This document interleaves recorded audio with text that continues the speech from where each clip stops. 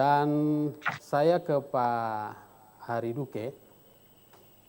Pak Hariduke barangkali sudah menyaksikan konferensi pers yang dilaksanakan oleh KPU Kabupaten pada saat membacakan putusan dari hasil kajian mereka terkait rekomendasi Bawaslu Kabupaten. Nah, di situ mereka menyampaikan alasan-alasan sehingga menyimpulkan bahwa calon petahana ini tidak memenuhi unsur pelanggaran pasal 71 ayat 3 yang dilaporkan ke Bawaslu dan kemudian direkomendasikan. Nah, ada beberapa alasan yang disampaikan. Nah, ketika menyimak itu Pak Duke, kira-kira apa tanggapannya? Apakah sudah sesuai dengan ketentuan Undang-Undang Nomor 10 Tahun 2016? Ya, baik. Terima kasih Pak Hadi. Sebenarnya sebelum masuk ke situ, saya ingin mengkonfirmasi dulu ke Pak Ketua Bawaslu Provinsi. Tadi disebutkan oleh Pak Ketua Bawaslu bahwa benar Bawaslu akan memberikan peringatan ya secara tertulis. Ya. Salah saya dengar begitu gitu ya. Nah, ini menjadi pertanyaan serius gitu ya. Kenapa Bawaslu akan memberikan peringatan tertulis kepada KPU? Ya, jadi begini kan, sesuai dengan ketentuan pasal 141 bahwa apabila KPU, provinsi, kabupaten kota tidak menindaklanjuti rekomendasi Bawaslu, maka Bawaslu provinsi, kabupaten kota memberikan peringatan lisan atau peringatan tertulis. Baik. Nah, dalam konteks ini maka Bawaslu tentu sebelum melakukan hal ini maka harus melakukan kajian terlebih dahulu sebagai wujud kehati-hatian dalam melakukan tindakan, begitu kan? Baik, artinya belum final ya bahwa Bawaslu akan memberikan peringatan tertulis atau tidak, gitu ya? Karena kalau tadi saya pahaminya Bawaslu akan memberikan peringatan tertulis, tentunya Bawaslu Kabupaten ya? Iya, Bawaslu Kabupaten. Ya. Kabupaten yang akan memberikan peringatan tertulis dalam hal Bawaslu Kabupaten menilai bahwa rekomendasinya tidak ditindak. Iya, betul. Ya. Nah, artinya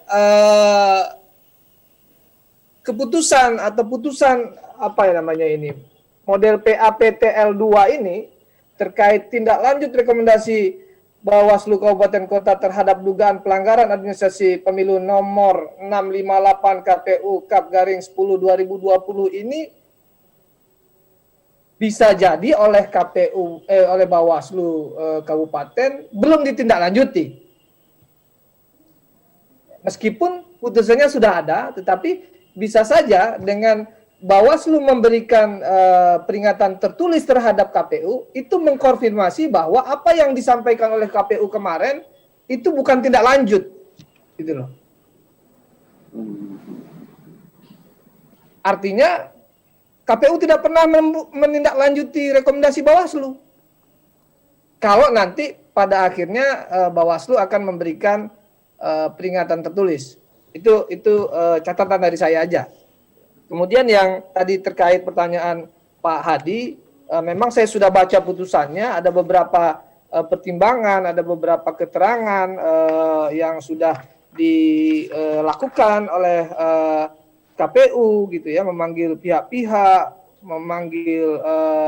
meminta keterangan saudara Profesor Nelson juga sebagai pihak terlapor, saudara Robin Bilondatu sebagai pelapor, kemudian ahli Amiruddin Umar, kemudian Daud Markus Liando, beberapa orang sudah diperiksa, tetapi anehnya Bawaslu tidak diperiksa, tidak dimintai klarifikasi gitu. Itu yang sangat disayangkan gitu.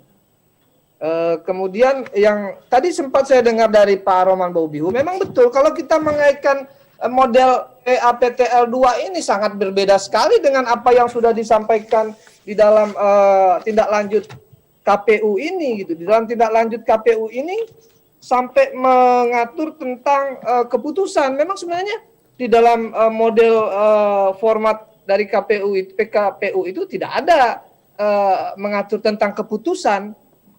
Ya, A, B, C, D, kemudian D tentang keputusan. Keputusan itu isinya bahwa KPU telah melakukan tata cara, prosedur, mekanisme terkait dengan penetapan pasangan calon. Lah ini kan KPU menilai dirinya sendiri gitu loh. Ini kan konflik kepentingan sekali gitu. Sebenarnya padahal di dalam model PKPU sendiri yang mereka jadikan standar acuan itu tidak ada gitu loh. Terus ngambilnya dari mana? Ya. Mereka menilai dirinya sendiri gitu. Kemudian yang kedua, tidak terdapat keterangan yang membenarkan adanya arahan dan ajakan kampanye untuk kegiatan pemilihan. Lah ini kan material sudah dibuktikan oleh Bawaslu. Kenapa materialnya dikorek-korek lagi? Kenapa materialnya dibantah lagi seolah-olah KPU semacam PH-nya pihak terkait gitu. Nah, kemudian nomor 3 berdasar angka 2 terlapor tidak terbukti melakukan pelanggaran. Nah, ini kan jelas menganulir. Ada nggak kewenangan KPU untuk menganulir rekomendasi Bawaslu gitu ya? Itu dulu gitu loh. Punya nggak KPU kewenangan untuk menganulir rekomendasi Bawaslu? Tidak ada. Di Bawaslu 8 itu tidak ada. Yang ada itu justru dia tidak menindaklanjuti. Rekomendasi ada, sudah tidak lanjuti, selesai. Bukan kemudian menganulir dan menilai dirinya sendiri gitu. Dan terakhir tidaklah tepat karena bertentangan dengan pasal 90 ayat 2. Jadi rekomendasi Bawaslu itu dianggap tidak tepat. Nah ini yang saya sangat heran dan sayangkan kenapa keluar putusan yang sangat tidak profesional seperti ini. Gitu. Terima kasih Pak Adi.